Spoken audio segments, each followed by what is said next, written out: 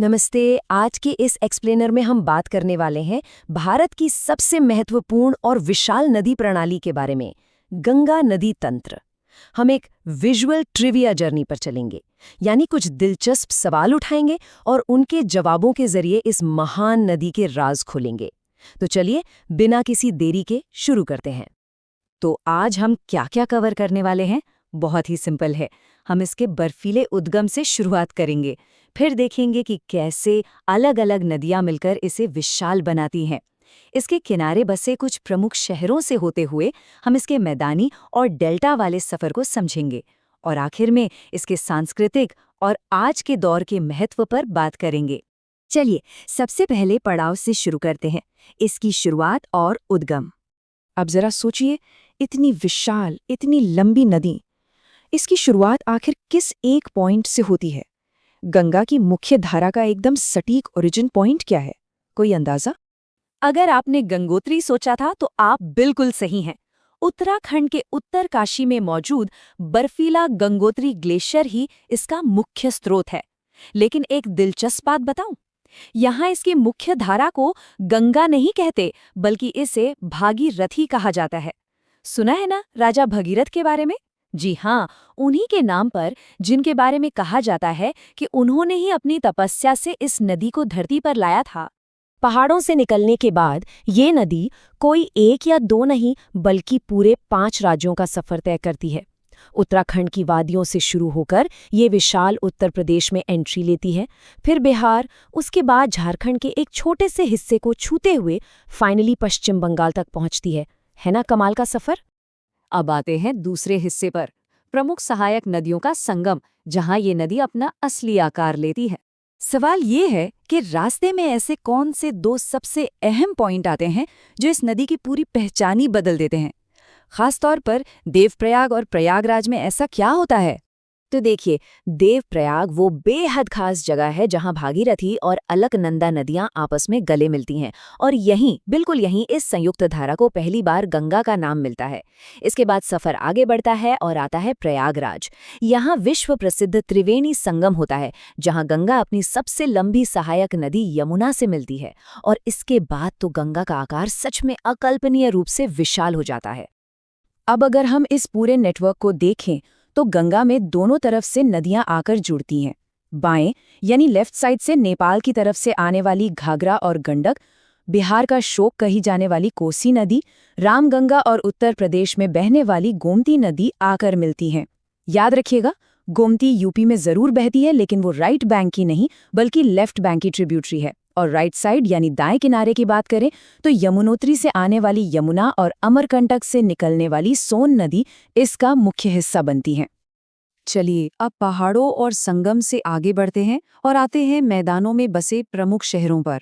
अगर हम मानवीय सभ्यता और इतिहास के नजरिए से देखें तो भारत के ऐसे कौन से आइकॉनिक शहर हैं जो पूरी तरह से इस नदी पर टिके हैं और उनकी अपनी अपनी क्या यूनिक पहचान है?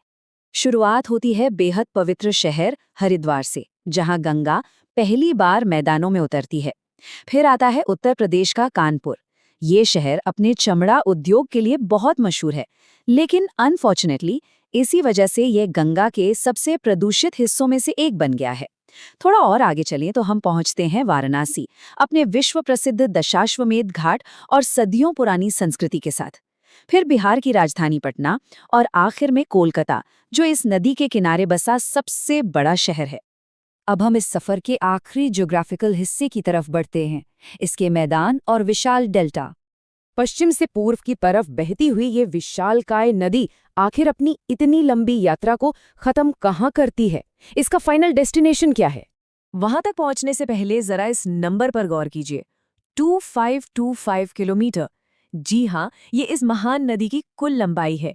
ये नंबर अपने आप में बताता है कि ये सफर कितने बड़े स्केल पर फैला हुआ है। और इस 2525 किलोमीटर की लंबी यात्रा में गंगा अपने साथ लाई जलोढ़ मिट्टी यानी एल्यूवियल सॉइल से बड़े बड़े मैदानों का निर्माण करती है। इस मीठे पानी और उपजाऊ मिट्टी के कॉम्बो की वजह से ही ये पूरा इलाका गेहूं और धान की खेती के लिए पूरे देश में एक पावर हाउस माना जाता है। और हाँ, पश्चिम से पूर्व बहते हुए जब ये नदी फाइनली बांग्लादेश में एंटर करती है ना, तो इसका नाम बदल जाता है। वहां इसे पद्मा के नाम से पुकारा जाता है। और इसके बाद आता है इसका अंतिम पड़ाव, जहां ये बंगाल की खाड़ी में विलीन हो जाती है। लेकिन समंदर में मिलने से ठीक पहले ये सुंदरबन डेल्टा बनाती है। और आपको बता दूं, ये सिर्फ एक डेल्टा नहीं है, बल्कि पूरी दुनिया का सबसे बड़ा डेल्टा है। वैसे पश्चिम बंगाल में जो मशहूर फरक्का बैराज है, वो इसी सुंदरबन से पहले नदी के बहाव को कंट्रोल करने का काम करता है। भूगोल की बात तो हो गई, अब जरा इसके सांस्कृतिक और आज के दौर के महत्व को भी समझ लेते हैं। इसका इतिहास लिटरली बहुत पुराना और गहरा है। आपको जानकर शायद हैरानी हो कि इसका जिक्र हमारे सबसे प्राचीन ग्रंथ ऋग्वेद तक में मिलता है। वहीं अगर हम आज के मॉडर्न दौर की बात करें तो 1985 में इस हिमालयी नदी को बचाने के लिए गंगा एक्शन प्लान लॉन्च किया गया था। और फिर 2008 में इसकी अहमियत को देखते हुए इसे आधिकारिक तौर पर भारत की राष्ट्रीय नदी डिक्लेयर कर दिया गया। अब जरा 26% के इस आंकड़े पर गौर कीजिए। इसका मतलब है कि गंगा का पूरा बेसिन भारत के कुल भूमि क्षेत्र का लगभग 26% हिस्सा कवर करता है। मतलब समझ रहे हैं आप, ये भारत के 1/4 से भी ज्यादा हिस्से को सीधा सीधा इम्पैक्ट करती है। ये कोई छोटी बात नहीं है। हिंदू धर्म में इस नदी की कितनी धार्मिक मान्यता है, ये तो हम सब जानते ही हैं। दुनिया के सबसे बड़े धार्मिक मेले यानी कुंभ मेले का आयोजन भी इसी के तट पर होता है। लेकिन सिर्फ आस्था ही नहीं, इसका कमर्शियल एंगल भी है। आज इसे नेशनल वाटरवे 1 या NW1 के रूप में डेवलप किया गया है, जो ट्रांसपोर्ट और इकोनॉमी के लिए एक बहुत बड़ा गेम चेंजर है। अब एक ऐसा सवाल जो शायद हम सबके दिमाग में कभी ना कभी जरूर आया होगा। गंगा का पानी आप सालों साल बॉटल में बंद करके रख लीजिए, वो कभी खराब नहीं होता। आखिर ऐसा क्यों है? क्या ये सिर्फ एक चमत्कार है? जी नहीं, विज्ञान के पास इसका बिल्कुल सॉलिड जवाब है, और वो है बैक्टीरियोफेज। ये एक खास तरह का वायरस होता है जो इस नदी के पानी में पाया जाता है। इसका काम ही ये है कि पानी को सड़ाने वाले सारे खराब बैक्टीरिया को ये खत्म कर देता है।